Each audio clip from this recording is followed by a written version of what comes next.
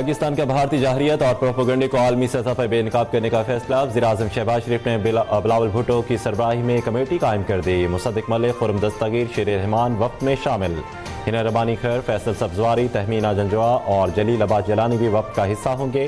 وفد London, Washington, Paris اور Brussels میں بھارت کے جھوٹ اور امن دشمنوں کی کوششوں کا پردہ اٹھائے گا۔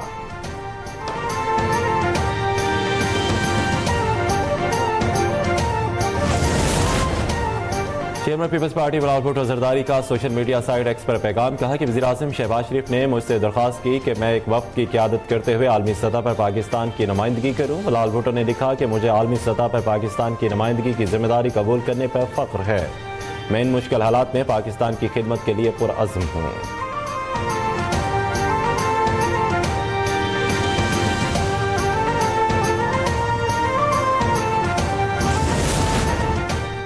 صدر مملکت آصف علی زرداری کا گجرانوالہ چودھری کا دورہ، army chief general Asim Munir نے صدر مملکت کا استقبال کیا۔ صدر مملکت نے مارکہ حق کا کامیاب تکمیل اور فوج پاکستان کی پیشہ ورانہ مہارت کو سراہا، کہا کہ پاکستانی قوم کے بہادر سپوت مادر وطن کے دفاع کے لیے ہر محاذ پر پرعزم کھڑے ہیں۔ دشمن کے ناپاک عزائم کو غیر معمولی بہادری، حکمت اور تیاری سے ناکام بنا دیا گیا۔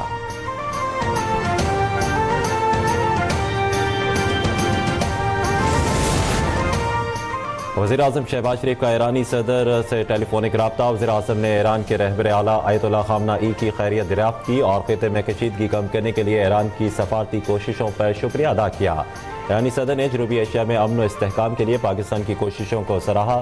انہوں نے وزیراعظم شہباز شریف کو ایران کے دورے کی دعوت بھی دی، جو قبول کر لی گئی۔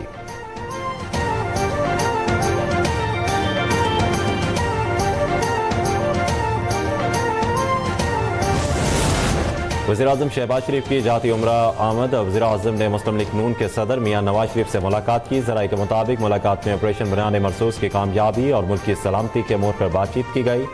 سیاسی صورتحال اور قومی یکجہتی قائم رکھنے سے متعلق حکمت عملی پر بھی تبادلہ خیال کیا گیا۔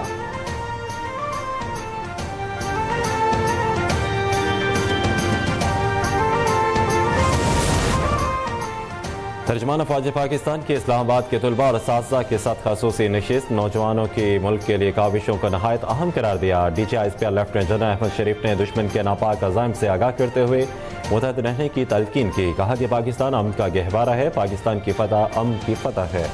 D G I S P R نے پورے ملک کے اساتذہ کو پاک فوج کی جانب سے سلام بھی پیش کیا۔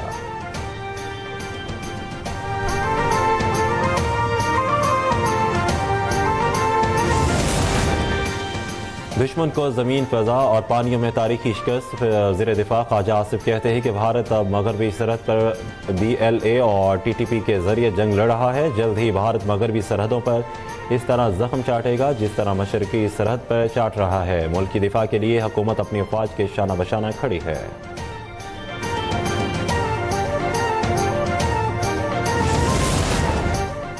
پاکستان دہشت گردی کے خلاف جنگ میں آہنی دیوار کی طرح کھڑا ہے۔ برطانیہ سے تعلقات اور باہمی تعاون آگے بڑھانا چاہتے ہیں۔ وفاقی وزیر داخلہ محسن نقوی سے برطانوی وزیر خارجہ ڈیوڈ لیمی کی ملاقات۔ محسن نقوی نے اپ اسکیل پروگرام کے تحت خصوصی تعاون پر برطانوی حکومت کے اقدام کو سراہا۔ برطانوی وزیر خارجہ نے افغان مہاجرین کی برطانیہ منتقلی میں سہولت فراہم کرنے پر پاکستان سے اظہار تشکر کیا۔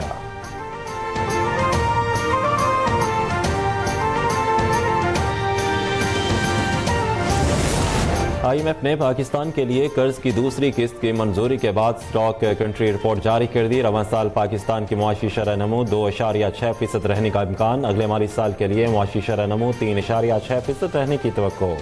رپورٹ کے مطابق پاکستان میں رواں مالی سال افراط زر کی شرح 5.1% ہے، جو آئندہ سال بڑھ کر 7.7% تک ہو سکتی ہے۔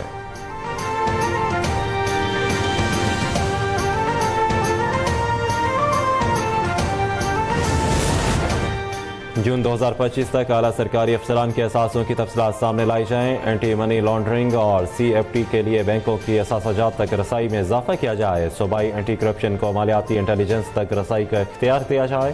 آئی ایم ایف کی جانب سے نئے مطالبات سامنے آ گئے۔ آئی ایم ایف کی کنٹری سٹاف رپورٹ میں کہا گیا ہے کہ اعلیٰ سرکاری افسران کے اثاثہ جات کے اعلان میں تاخیر ہوئی ہے۔ تمام سرکاری اداروں میں شفافیت اور گورننس کا نظام بہتر بنانا ضروری ہے۔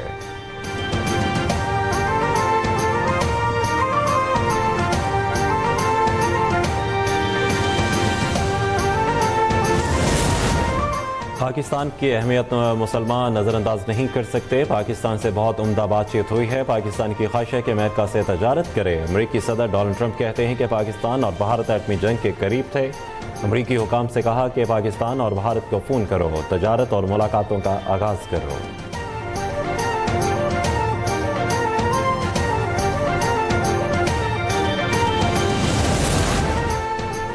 نیو یارک ٹائمز نے بھی آپریشن بنیاد مرصوص کو پاکستانی مسلح افواج کی بڑی کامیابی قرار دے دیا. مضمون میں کہا کہ بھارتی جارحیت کے خلاف بڑی فتح نے یکایک سب بدل دیا. پاکستان کی کامیابی سے مسلح افواج کے وقار میں اضافہ ہوا.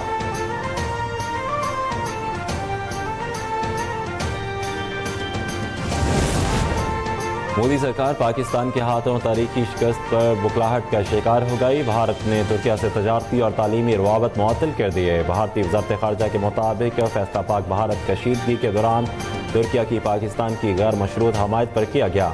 مودی حکومت بھارتی ایئرپورٹس پر بھی کام کرنے والی ترک کمپنی کی سیکیورٹی کلیئرنس بھی منسوخ کر چکی ہے.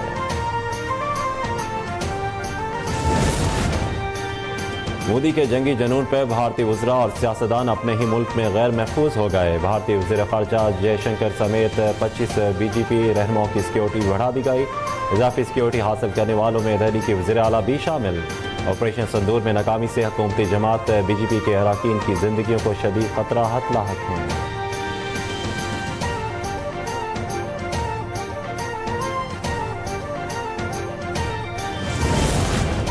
دیابچی پمپنگ اسٹیشن پر مرمتی کام. کراچی کے کئی علاقوں میں ایک بار پھر پانی بند. ناظم آباد, فیڈرل بی ایریا اور گلشن اقبال کے علاقے متاثر.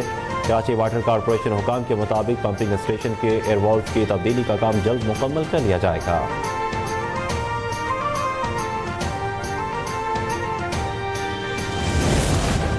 کراچی سمیت سندھ بھر میں 20 مئی تک شدید گرمی کی لہر جاری رہنے کا امکان. سندھ کے بیشتر مقامات پر 20 مئی تک ہیٹ ویو کی بھی پیش گوئی. درجہ حرارت 5 سے 7 ڈگری سینٹی گریڈ زیادہ رہنے کی توقع. شہریوں کو بلا ضرورت گھر سے باہر نہ نکلنے کی ہدایت.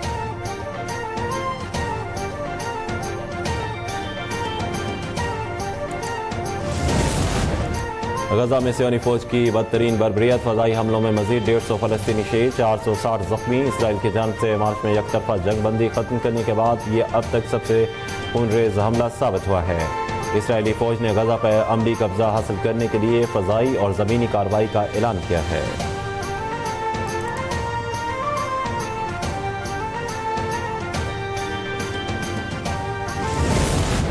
پی ایس ایل سیزن 10 کی رونقیں ایک بار پھر بحال. راولپنڈی اسٹیڈیم میں شاندار تقریب, میوزک شو کا انعقاد. فوج پاکستان کو خراج تحسین پیش کیا گیا. قومی ترانے پر پاکستان زندہ باد کے نعروں سے اسٹیڈیم گونج اٹھا. ہر جانب قومی پرچموں کی بھرمار اور آتش بازی کا شاندار مظاہرہ بھی کیا گیا.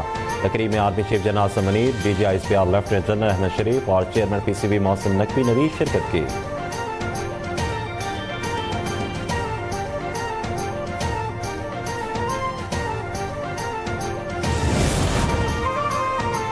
اور پی ایس ایل سیزن 10 کا 27واں میچ. کراچی کنگز نے پشاور زلمی کو 23 رن سے شکست دے دی. 238 رنز کے تعاقب میں پشاور زلمی 214 رنز بنا سکی. زلمی کے بابر اعظم نے 94 اور سائم ایوب نے 47 رنز بنائے. کراچی کنگز نے پلے آف مرحلے میں جگہ بنا لی. ٹورنامنٹ کا فائنل 25 مئی کو قذافی اسٹیڈیم لاہور میں کھیلا جائے گا.